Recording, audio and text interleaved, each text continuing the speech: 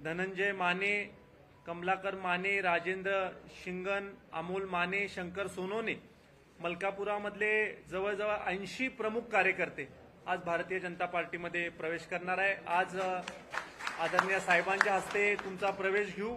आपण चांगल्या पद्धतीनं भारतीय जनता पार्टीला जे अपेक्षित आहे, देशाची सेवा प्रथम, पार्टीची सेवा आणि स्वतःला शेवटी ठेवून काम आपण सगळ्यांनी करूया, एवढंच सांगून आदरणीय बावनकुळे साहेब आपला आशीर्वाद। 5 लोकांचा पक्षप्रवेश करून टाका, बाकीचा 5 प्रमुखांचा नगरसेवक या 5 नाव घ्या। राजेंद्रजी यादव साहेब या, आपण यावं यामध्ये या।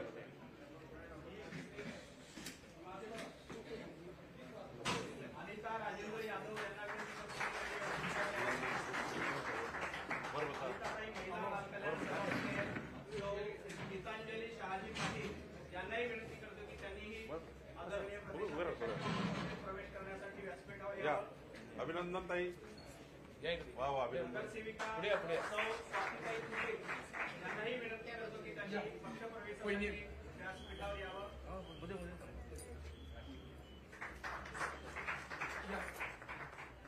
याशिवाय शहाजी पाटील, समीर तुपे, विजय चव्हाण, मल्लप्पा बावणे या सर्व कार्यकर्त्यांचं भारतीय जनता पार्टीमध्ये मनापासून स्वागत। नंतर बाकी यानंतर मी आदरणीय बावनकुळे साहेबांना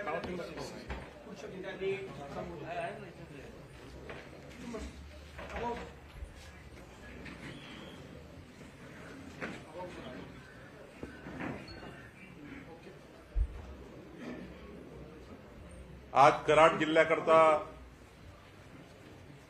करता सातारा जिल्ह्याकरता आनंदाचा दिवस भारतीय जनता पक्षाकरता आहे। काँग्रेसचे नेते पृथ्वीराज चव्हाण यांच्या काँग्रेस पार्टीला सोडून माननीय अतुल बाबा भोसले यांच्या नेतृत्वामध्ये राजेंद्र यादव, अनिताताई यादव, गीतांजलीताई पाटील, स्वातीताई तुपे आणि जवळपास काँग्रेसचे जे मातब्बर नेते आहेत तालुक्यातले, यांनी सर्वांनी आज भारतीय जनता पक्षामध्ये पक्षप्रवेश केला आहे। मी अतुल बाबा भोसले यांचं आणि संपूर्ण पदाधिकाऱ्यांचं, आपलं सर्वांचं मनापासून अभिनंदन करतो। माननीय महाराष्ट्राचे नेते देवेंद्रजी यांच्या नेतृत्वावर विश्वास ठेवून माननीय प्रधानमंत्री मोदीजींच्या विकसित भारताकरता, मोदीजींनी विकसित भारताचा संकल्प केला आणि विकसित भारताच्या संकल्पाला साथ देण्याकरता आज मोठ्या प्रमाणावर आपण सर्व पक्षामध्ये आलात। मला अतुल बाबा भोसलेंनी सांगितलं, काँग्रेसनी लोकसभा निवडणुकीमध्ये खोटे आश्वासनं आणि खोटारडेपणा करून मतदान घेतलं। तुमच्याही कराड आणि सातारा जिल्ह्यामध्ये महिलांना सांगितलं 8,500 रुपये महिन्याचे खटाखट देऊ, सांगितलं ना? महिन्याचे 8,500 रुपये महिलांना आम्ही खटाखट महालक्ष्मी योजना जाहीर केली। काँग्रेसच्या खोटारडेपणाला कंटाळून अनेक लोक आता भाजपमध्ये येण्याकरता तयार झाले, कारण त्या काळात, निवडणुकीच्या काळामध्ये काँग्रेसनी खोटारडेपणा केला, इंडिया आघाडीने खोटारडेपणा केला आणि आपण सुद्धा आज हा निर्णय घेतला की काँग्रेसचा खोटारडेपणा, निवडणुकीमध्ये खोटे बोलून मतं घेतली, संविधान बदलणार आहे मोदीजी म्हणून मत घेतले, मागासवर्गीय जनतेला खोटे बोलले, आदिवासी समाजाला सांगितलं की आदिवासीचे हक्क काढणार आहे।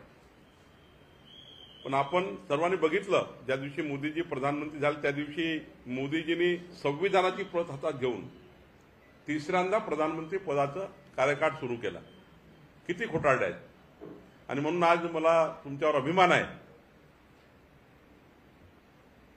की महाराष्ट्राचे माजी मुख्यमंत्री पृथ्वीराज चव्हाणांना तुम्ही कशा करता सोडलं? खोटारडेपणामुळे सोडलाय. त्यांच्या या दुटप्पी जनतेला खोटं बोलून मतं घेण्याच्या भूमिकेला तुम्ही सोडलेला आहे. मी भारतीय जनता पक्षामध्ये तुमचं स्वागत करतो. अतुल बाबासारखा एक अत्यंत संयमी, विकसित कामाकरता, विकासाच्या कामाकरता संपूर्ण जीवन ज्यांनी समर्पित केलं आहे आणि सर्वांना परिवार म्हणून आणि परिवारासारखी भावना ठेवून काम करणारा एक नेता अतुल बाबा भोसले आपल्या सोबत आहे. भारतीय जनता पार्टी आपल्या सोबत आहे. मोदीचं सरकार आपल्या सोबत आहे. आपल्याला विनंती आहे भाजपमध्ये आल्यानंतर की मोदीजींनी जे पुढचे 5 वर्ष जनतेला मोफत अन्न देण्याची योजना जाहीर केली, 3 कोटी महिलांना लखपती दीदी करण्याची योजना केली आहे, 4 कोटी घरं बांधून देण्याची योजना केली आहे. ही जे 5 वर्षात पुढे मोदीजी काम करणार आहे त्या योजनांचं एक लाभार्थ्याला फायदा करून द्यावा. भाजपमध्ये आल्यानंतर तुम्हाला माझी विनंती आहे की मोदीजी जे 5 वर्ष काम करणार आहे ते काम घराघरी पोहोचलं पाहिजे. तसे अतुल बाबाची टीम आपण सर्व करतायत, पण माझी आग्रहाची विनंती राहणार आहे नवीन पदाधिकारी कार्यकर्त्यांना की आपण सर्वांनी आपल्या भागाचा विकास, सातारा जिल्ह्याचा विकास, कराड तालुक्याचा विकास हा आपण आजपासून सुरू करावा. आपलं महाराष्ट्रात सरकार आहे, डबल इंजिन सरकार आहे, पुढे डबल इंजिन सरकार येणार आहे. हे किती खोटारडेपणा यांनी लोकसभेत केला, पण आता हे सांगू शकणार नाही की संविधान बदलणार आहे, खोटारडेपणा करू शकणार नाही. आता पृथ्वीराज चव्हाण पुन्हा खोटं बोलून जनतेचे मतं घेऊ शकणार नाही आणि त्यामुळे पुढचा विजय हा अतुल बाबा आपलाच आहे.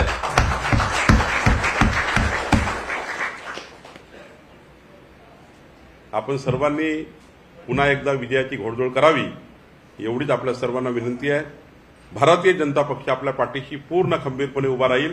परिवार म्हणून आपण सोबत राहून काम करू एवढंच या ठिकाणी सांगतो आणि सर्वांना शुभेच्छा देतो.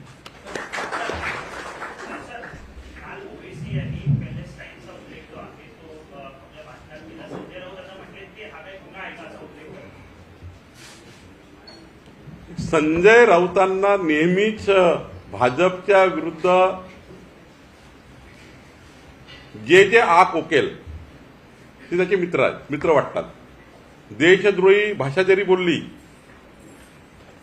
मोदीजीला त्या धोरणाविरुद्ध कोणी बोललं त्याचे मित्र असतात आणि त्यामुळं जे ठरलंय आता काही महाराष्ट्राला देशाला नवीन नाही आहे की मोदीजी देशाकरता चांगलं करतील ते विरुद्ध करतील, मोदीजी हा देश उंचीवर नेण्याकरता करतील हे विरुद्ध बोलतील, मोदीजी विकसित भारताचा संकल्प करतील हा दुसरा संकल्प करतील. आणि त्यामुळं फार यांना त्याच्यामध्ये आता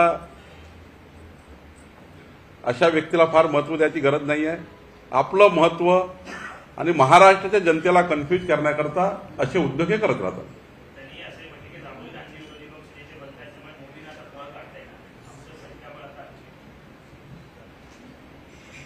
भाजपाला जेवढ्या सीट मिळाल्या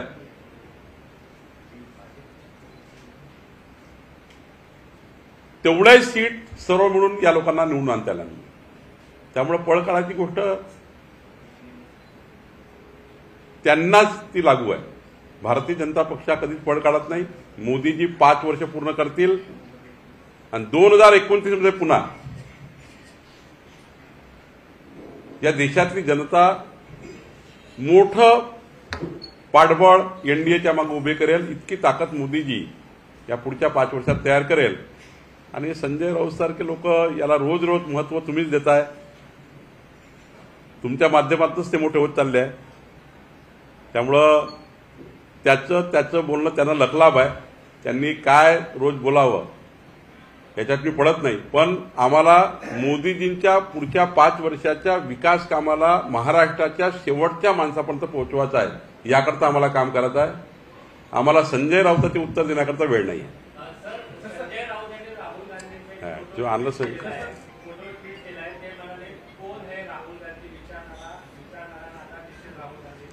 23 कोटी लोकांनी मत दिलंय मोदीजींना. 23 कोटी लोकांनी मत दिलंय मोदीजींना. राहुल गांधी 11 कोटी मतं घेऊ शकले नाही. काय सांगतात ते संजय राऊत? सर, असदुद्दीन ओवैसी यांनी शपथ घेताना फिलिस्तीनचा उल्लेख केला.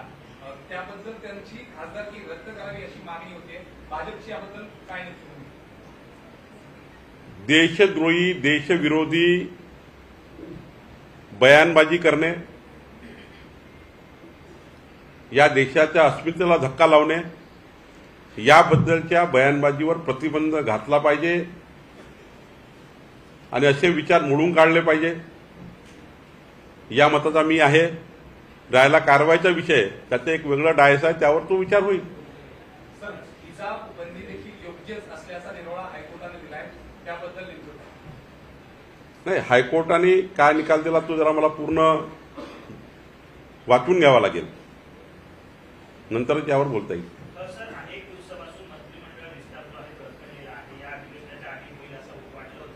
इच्छुकांची संख्या जास्त आहे म्हणून आमदार सुद्धा वेळेवर बसलेले आहेत सगळे. यासाठी मंत्रिमंडळ विस्तार केला जातोय. इच्छुकांची संख्या पण खूप जास्त आहे. भाजपमध्ये जास्त आमदार आहेत, त्यामुळे जास्त जागा मिळाव्या ही भाजपची एक होतं. मात्र महायुती समान जागा भाजप. अजून कोणाला मंत्रिमंडळाबद्दल बोलत आहे? 4 इच्छुकांची संख्या खूप जास्त झाली म्हणून होत नाही असं. मंत्रिमंडळ विस्ताराचा संपूर्ण अधिकार एकनाथ शिंदेजी मुख्यमंत्री यांचा आहे. त्यांना योग्य वाटेल त्या दिवशी ते विस्तार करतील. यामध्ये भाजपाची, अजितदादाची, महायुतीच्या भूमिकेला पेक्षा मुख्यमंत्री हे शपथ विस्तार करतात किंवा मंत्रिमंडळाचं गठन करतात किंवा विस्तार करतात, योग्य एवढी करतील. भाजपची विस्ताराची भूमिका काय? विस्तार व्हायला हवा की नको? 100% विस्तार व्हायलाच पाहिजे. तो लवकर व्हायला पाहिजे. भौगोलिक आणि संपूर्ण या 14 कोटी जनतेला सरकारच्या जास्तीत जास्त जेवढं आपण मंत्रिमंडळात स्थान देऊ, त्या भागातले आमचे आमदार, त्या भागातले शिवसेनेचे असतील, अजितदादाचे असतील, आमचे आमदार असतील, जेवढे जास्त सत्तास्थानी आपण लोकांना आणू तेवढा जास्त जनतेला फायदा होत असतो. म्हणून विस्ताराची गरज असते. अजित पवारचा उल्लेख तुम्ही करताय वारंवार. त्यांच्या गटातील काही आमदार म्हणतायत की आम्हाला एकत्र पाडण्याचा प्रयत्न होतोय. आज परत सांगितलं की आम्ही वेगळा देखील विचार करू. म्हणजे तुमच्या अधिकारात म्हणून म्हणतोय की अजित पवार सोबत राहतील शेवटपर्यंत. महायुती पक्की आहे, पुढेही राहणार आहे. कुठलाही किंतु परंतु ठेवायची गरज नाही. आमच्याकडनं कधी मोठा भाऊ म्हणून लहान भावाला त्रास नाही. आमची मोठ्या भावाची भूमिका कायम आहे. कुणी हे बोलताय वारंवार, त्यांच्या त्यांच्या नेत्यांनी त्यांना समज देण्याची गरज आहे. एकनाथजींनी आपल्या पदाधिकाऱ्यांना समजून सांगण्याची गरज आहे. अजितदादांनी आपल्या लोकांना समजून सांगण्याची गरज आहे. भारतीय जनता पार्टी मात्र मोठ्या भावाच्या भूमिकेत आहे. महायुतीमध्ये आमचा कुठलाही पदाधिकारी महायुती ही भक्कमच राहील याकरता काम करताय, ती पुढे नेण्याकरता काम करताय. आम्ही कधीही महायुती कुठेही डॅमेज होईल असे कुठलंही वक्तव्य किंवा आमच्या बोलण्यातनं, चालण्यातनं, आचरणामध्ये नाही. त्यामुळं आमची महायुती 11 पक्षाची अत्यंत मजबूत आहे. ती अत्यंत मजबूतीने विधानसभेला समोर जाईल आणि पुन्हा पुढच्या 2024च्या विधानसभेमध्ये या महाराष्ट्राची 14 कोटी जनता केंद्रातल्या मोदींच्या सरकारच्या योजना महाराष्ट्राकरता पूर्ण कामात आणण्याकरता, महाराष्ट्र हा विकसित करण्याकरता, मोदीजींच्या सरकारकडनं या महाराष्ट्राला विकासाला पुढे नेण्याकरता डबल इंजिन सरकार हे त्या महाराष्ट्राकरता पुढं या महाराष्ट्राच्या भल्याकरता राहील. आणि जनता, महाराष्ट्राची जनता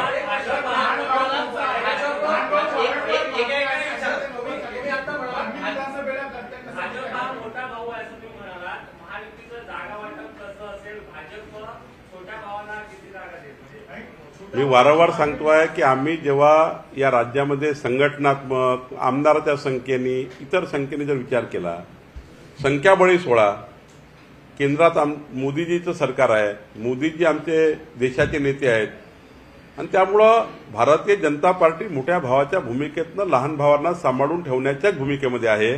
आता किती जागा कोणाला भेटणार, किती जागा कोणाला नाही भेटणार, हा सर्व निर्णय महायुतीचे नेते देवेंद्रजी, एकनाथजी, अजितदादा, आमचे केंद्रीय नेतृत्व यांच्या अधिकार क्षेत्रात असल्यामुळं शेवटी आमच्या संघटनेची एक मागणी असणार आहे. संघटनेची मागणी ही आपापल्या पक्षाच्या नेत्याला असतं. आम्ही देवेंद्रजीला सांगू किती जागा भेटल्या पाहिजे, एकनाथजीचे नेते एकनाथजीला सांगतील त्याचे आमदार किती जागा असल्या पाहिजे, अजितदादाला ते सांगतील.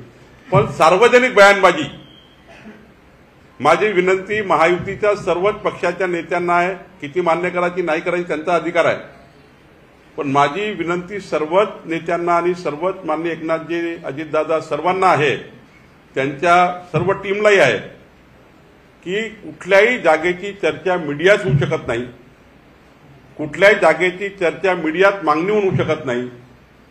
तीनही नेत्यांनी एकत्रित बसून या महाराष्ट्राच्या भल्याकरता, महाराष्ट्राच्या विकासाकरता एकत्रित येऊन या महाराष्ट्राला समोर नेण्याकरता सन्मानजनक जागा वाटप सर्वांचं झालं पाहिजे आणि एक मताने एक दिलाने आम्ही सर्व जनतेसमोर जाऊ.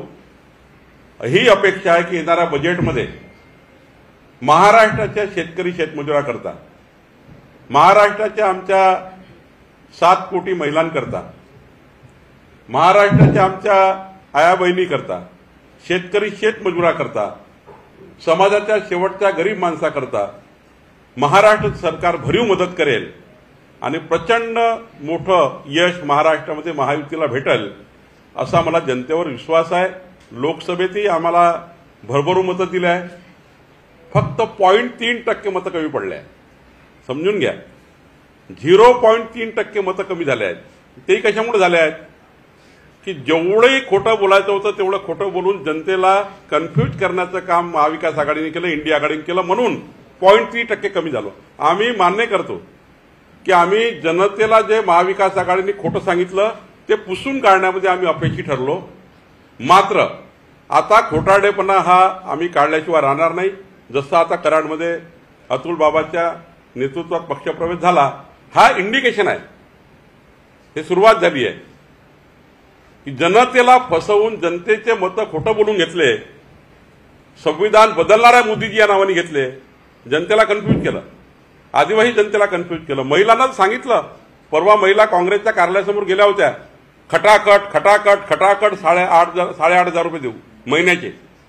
आता कुठं महिन्याचे 8,500? आमचा खासदार निवडून द्या. म्हणजे काँग्रेसने सांगितलं आमचा खासदार निवडून आणा, आम्ही 8,500 महिना सुरू करू.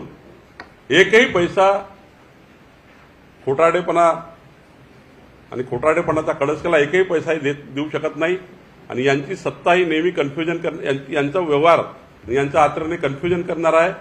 आम्ही जनतेला पुन्हा कन्व्हिन्स करू, जनतेमध्ये पुन्हा जाऊ आणि 100% जनता आम्हाला पुन्हा आपलं मताधिक्य देईल. असं म्हणालात की भाजप विस्तारासाठी सकारात्मक आहे, मात्र सर्वाधिकार हे मुख्यमंत्र्यांकडे आहे, मुख्यमंत्र्यांकडे विस्ताराला असं आहे, मी वारंवार सांगतो आहे, महायुती जेव्हा असतं तेव्हा महायुतीचे सर्व नेते बसून त्याचं सकारात्मक निर्णय करायचा असतो आणि शेवटी अधिकार जे असतात ते मुख्यमंत्र्याचे असतात.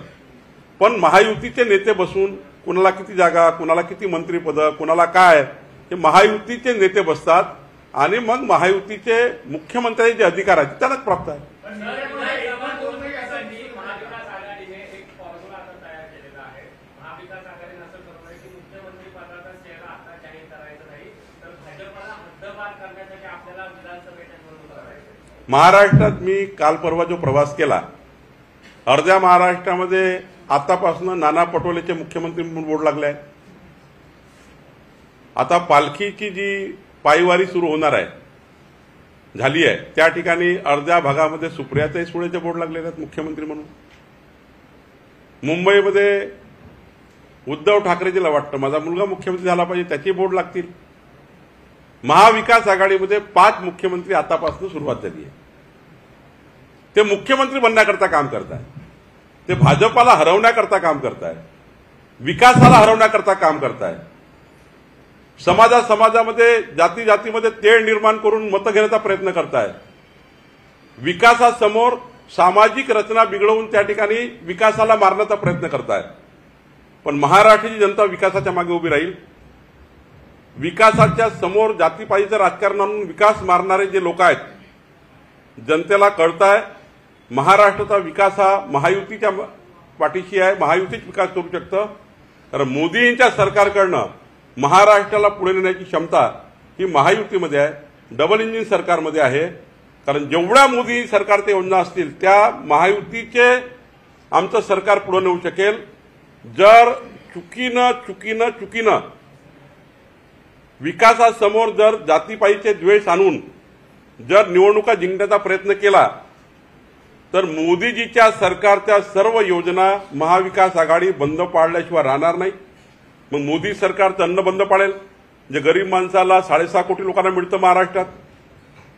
जर उद्या चुकीचं हे सरकार आलं तर आयुष्यमान भारत सारखी योजना या महाराष्ट्रात बंद करण्याचं पाप महाविकास आघाडी करेल. आदिवासी समाजाकरता मोठ्या प्रमाणावर बजेट माननीय मोदीजींनी दिलं. 16,000 कोटी काँग्रेस पार्टी, 86,000 कोटी आमचं सरकार, मोदींचं सरकार. हा जो आदिवासी समाजाला जो न्याय मिळतो हा बंद करेल. मला माहिती आहे इंडी आघाडीचा मतलब, महाविकास आघाडीचा मतलब आहे मोदीजीच्या सरकारच्या पूर्ण योजना बंद पाडणे. आणि त्यामुळे जनता हुशार आहे महाराष्ट्राची, जनतेला कळतं. आणि त्या मला वाटतं की डबल इंजिन सरकार हे जनता पुन्हा देईल, जेणेकरून शेतकरी, शेतमजूर आणि लोकांना न्याय मिळेल.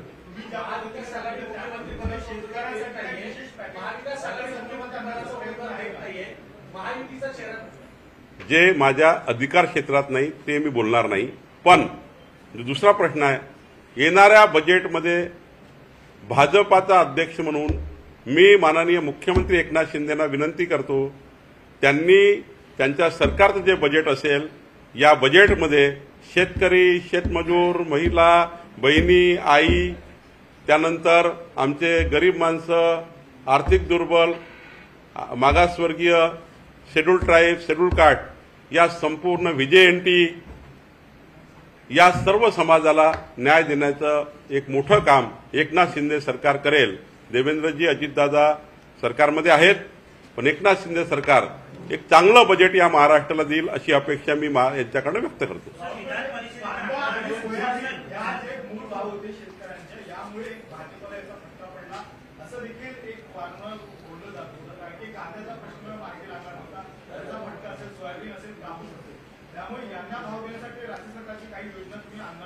मी आत्ताच आपल्या समोर महाराष्ट्राच्या 14 कोटी जनतेसमोर विनंती केली आहे की सरकार शेतकरी, शेतमजुराला न्याय देण्याचं काम करेल अशी मी त्यांना विनंती करतो. विधान परिषदेच्या 11 जागांच्या निवडणुका होत आहेत. अर्ज भरायला सुरुवात झाली, पण अजूनही महायुतीकडून फॉर्म्युला तयार नाही किंवा नावं सुद्धा अजून जाहीर झालेली नाही. कधीपर्यंत होणार काय?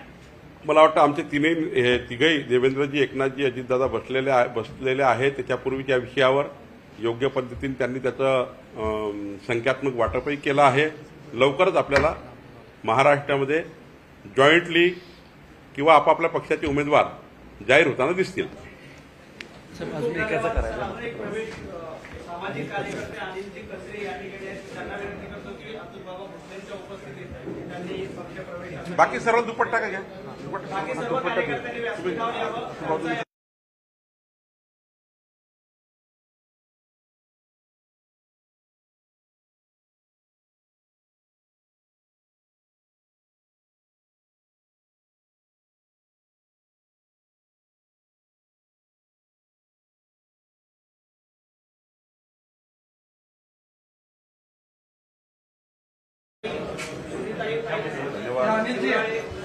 सत्विंदर कौर यांना विनंती आहे की त्यांनी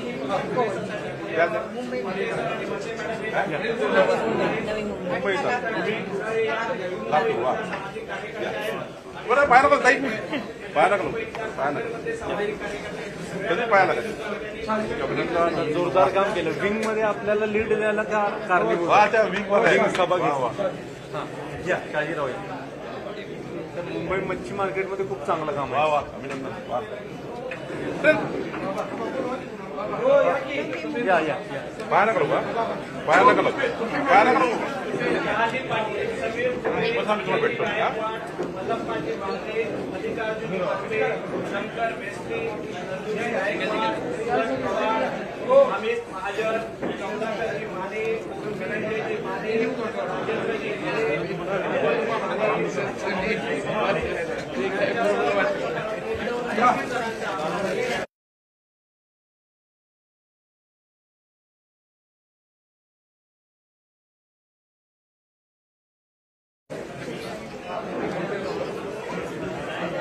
अर्ध गावच आलं साहेब आपल्याकडे माणूस राहिला नाही आता साहेब. एक 15 दिवसात राहिलेले पण येतात तिथं आता माणूस ठेवलेला नाही बाजूला. या हो या अन्नाने हो हो हो घेऊया. हा येस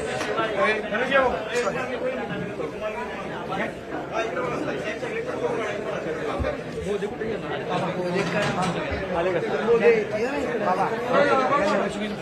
हो काढ एक फोटो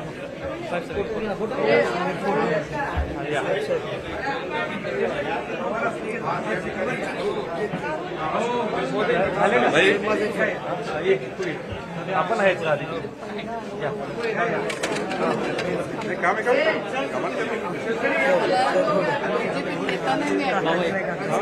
आहे फोटो